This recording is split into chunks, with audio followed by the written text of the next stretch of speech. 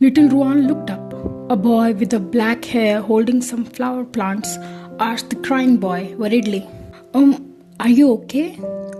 Little Ruan felt his pride was hurt. What, you have never seen someone crying before? But the boy didn't mind his attitude. No. He fumbled his pocket. Here, take this. He handed over a worn out old cloth. Use this to wipe your tears. Little Ruan furrowed his brows. What is that? It's filthy. Am I being pitied by him? Me? But surprisingly, he accepted it, wiped his tears and rubbed his face roughly. Seeing that, the boy smiled. If you keep rubbing your face like that, it will get red. He paused and looked at Ruan carefully. I have never seen you before. Do you live here? It gets really dark in the village at night. You should head back before it gets too late. And especially with your leg, he reminded gently. But Ruan was still angry. Leave me alone. Instead of leaving, the boy sat down with him. Ruan was surprised. What are you doing? The boy looked at him and said, It's scary being alone. I will stay until you are done crying. Ruan stared at him. It was the first time someone had treated him like this. It was annoying, but a little comforting too, so he didn't say anything. As time passed, the sun was setting. Little Ruan looked up blankly. The sunset. It's been so long since I have seen it from outside. Then he glanced at the boy, who was also looking at the sky. Even so, he must not have anything better to do. That's why he is sitting here. But the boy unexpectedly spoke. The sky is pretty, isn't it? Ruan was a little startled. The boy asked him, Feeling any better? Little Ruan stared at him, little embarrassed. But as if the boy had not noticed, he continued, If you stay out too late, your parents will worry. Hearing that, little Ruan pouted. Then, as if to counter him, he said, Don't worry about me. You should worry about yourself.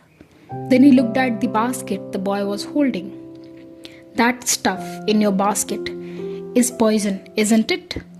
I read about it. It's called devil's finger, right?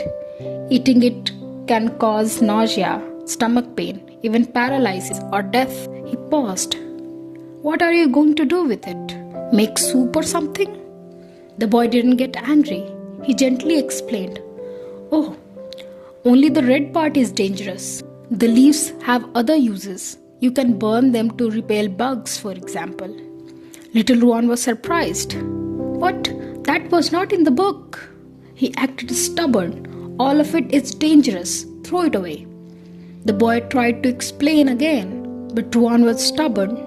He had been frustrated the whole time, and seeing the boy not listening to him made him irritated.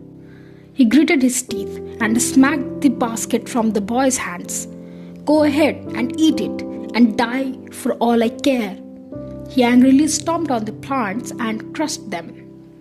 Then, as if the boy had wronged him, he ran away crying. The boy was stunned by the sudden outburst and was very puzzled. Little Ruan ran again, complaining loudly. Why does everyone look down on me? I hate you all. Somehow, he reached the mansion. The butler and teacher, who were frantically searching for him, were stunned. They saw Ruan's clothes were dirty and even his knees were bleeding. Teacher Asha felt dizzy with worry. If the Count sees this, he will be furious. The butler reminded her, Asha, let's get Master Ruan cleaned and treated first. Then he asked little Ruan worriedly, Master Ruan, where have you been? We have been searching everywhere for you. Then he noticed Ruan was holding something in his hand. What is that in your hand? A cloth? Ruan was a little surprised to find he was still holding that old worn-out cloth. This filthy thing. I'll throw it away immediately. But for some reason he couldn't explain. He kept it in his pocket. The butler asked him to give it to him, saying he would throw it away. But Ruan did not agree. No, I'll do it myself. That night, Ruan lay down in bed. But all he could think about was the black-haired boy. He couldn't sleep the whole night. The boy's voice was chirping loudly in his mind. When the maids came in the morning, they were a little surprised to see that the young master had not slept well. They grew worried. "Master Ruan, you looked tired after being in the mountains yesterday. Is your knee still hurting?" But Ruan did not answer them. While he was bathing, he asked the butler, "Hey, Hedrick, that devil's finger plant, the one with red finger-like things?" Hedrick asked, "You mean that plantared plant? Was that its name?" Ruan replied, "Yeah, but anyway, if you eat it, it's deadly, right?" Hedrick answered, "Of course, consuming too much can kill you within a day. It's highly toxic plant." Ruan was relieved. "Ha, idiot. I was right all along." But Hedrick continued, "Still, it has numerous other properties that can be used in different ways." Ruan was surprised. "Different ways?"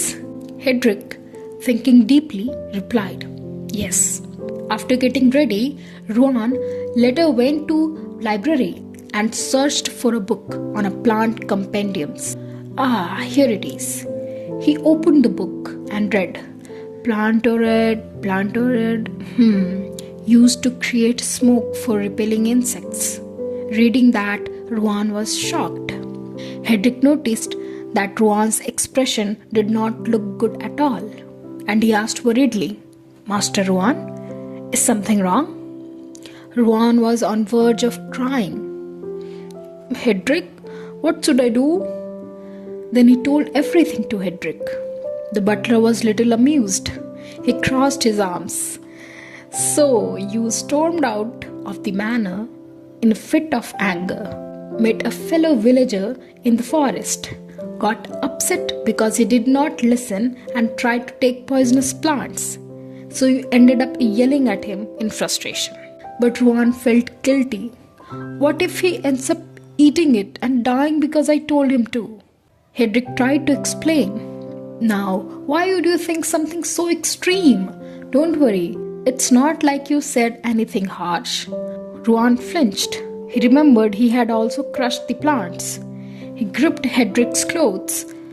But still... Hedrick sat down to his level. "Is it bothering you that much?" "Yes. You want to find him and apologize, right?" "Yes." Hedrick understood. "This afternoon, you are scheduled to learn social etiquette. That's my responsibility." Then Hedrick helped Ruan. "Consider today's lesson cancelled. You said he was a commoner, right? If you reveal you are a son of a count, it might make him uncomfortable. Wear these clothes. I have prepared them for you." Hedrick also advised him, "Stay on the path. Don't venture too deep into the forest, and make sure to return before sunset." Ruan, wearing commoner's clothes, holding candies, followed the same path into the forest. His heart was beating fast. He looked at the candies. "I'm sure he will definitely like this, right?" Hedrick said kids love candies the most. It should make him forgive me. He smiled in anticipation. When he reached the tree where they had sat down yesterday, he saw the plants he had crushed. "We met here, so if I wait, I should be able to see him, right? What should I say when we meet?" He hoped for a fateful encounter, but he did not see the boy at all that day.